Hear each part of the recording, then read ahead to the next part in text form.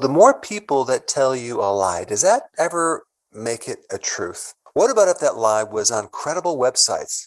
Would that make it more likely to be true? So today we're going to talk about carbohydrate lies. Because if you look up symptoms and signs of carbohydrate deficiencies, you're going to find information that not only is untrue, but it's the complete opposite of what really happens. You'll be told that our brain and our muscles need carbohydrate to function. You'll be told that glucose is the primary fuel that our body prefers, and that when you start cutting out one of the major food groups, carbohydrates, all sorts of very bad things happen, like craving junk food like crazy and crave carbohydrates because you're cutting out carbohydrates. You'll be hungry all the time, which is not good if you're trying to lose weight. You'll start experiencing brain fog and fatigue because you're going to starve your brain of its fuel that it really needs.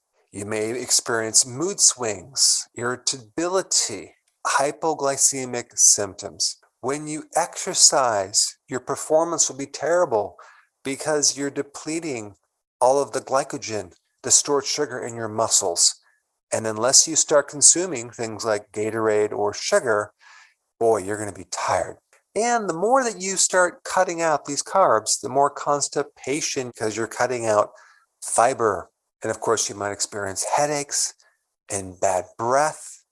It's called keto breath. And yes, you may experience some temporary weight loss, but you're really just losing water weight.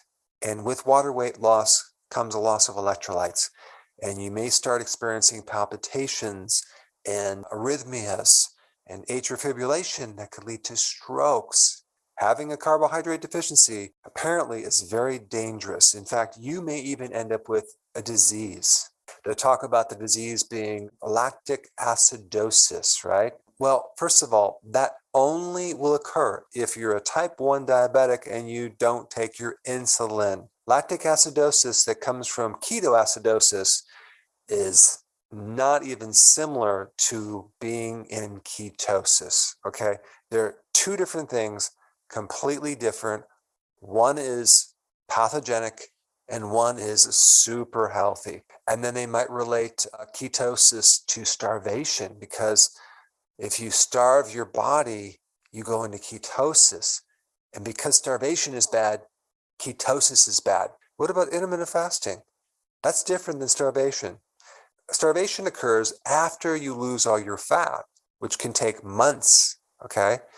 And then you're breaking down your muscles. But fasting is really different. When you do fasting, for once, you finally are able to tap in to your own fat. But you'll never tap into fat unless you have a carbohydrate deficiency. So let's talk about the true benefits of a carbohydrate deficiency, which is the opposite of what they say. Okay, number one, you're not going to have any more cravings. Okay, number two, you're going to lose your appetite. You're no longer going to be hungry. Number three, you're going to have wonderful cognitive improvements. Your brain is going to work better. Next thing is your mood's going to be better. If you had depression, if you had anxiety. Now, as far as your performance for exercise, you're going to be able to tap into fat fuel, which is going to allow you to have a better, steady energy, and your exercise is going to be much, much better. It is true that you will lose glycogen while you're on a lower carbohydrate diet. And with a loss of glycogen comes a loss of fluids, okay? And with that comes a loss of electrolytes, especially salt. So if you're deficient in salt, your performance with exercise is going to be greatly diminished. But all you have to do is take more sea salt and take electrolytes. And any type of fatigue problems or lack of performance will be dramatically improved. Your brain's going to work better. You're going to have less headaches. And as far as bad breath, personally, I have never had bad breath going on the ketogenic diet. I've talked to tens of thousands of people, and it's very rare to have bad breath if you're doing keto correctly. Now, it is true that if you do the dirty version of keto, which basically is you're not paying attention to the quality of food, at a fast food place or whatever, yes, you may have some bad breath. And when you initially adapt to the ketogenic diet, you may also have some bad breath, but it's so temporary. As soon as your body starts burning more ketones and starts to utilize these ketones more efficiently, this is why the tests that they use to measure ketones from your breath and the urine are not going to work once you really get into keto adaptation. So if you're new to keto, this is what you need to know. You have to bring the carbs way down to roughly between 30 to 50 grams per day. Now, let's compare that to what's recommended by all of these websites, okay?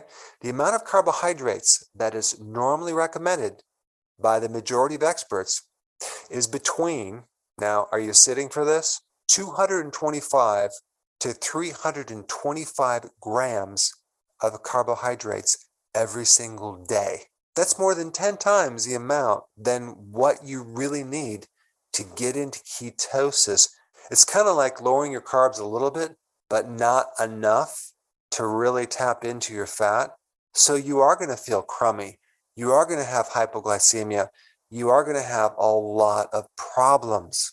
So you must reduce the carbs way down to about 30 to 50 grams, okay, to be able to have this all work. And you must also give it a little bit of time, usually between 2 to 3 days at the very most. But once your body converts over, wow, you will experience benefits that you've never experienced before.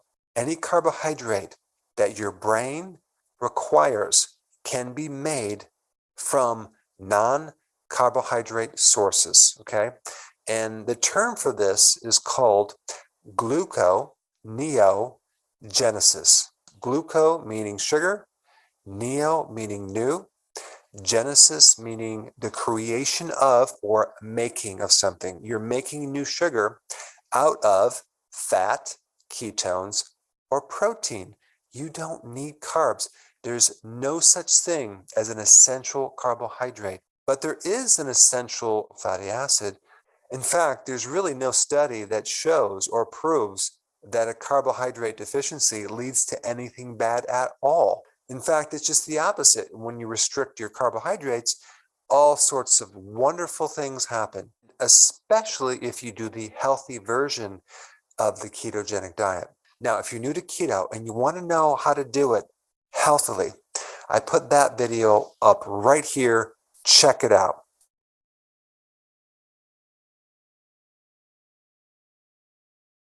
The more people that tell you a lie,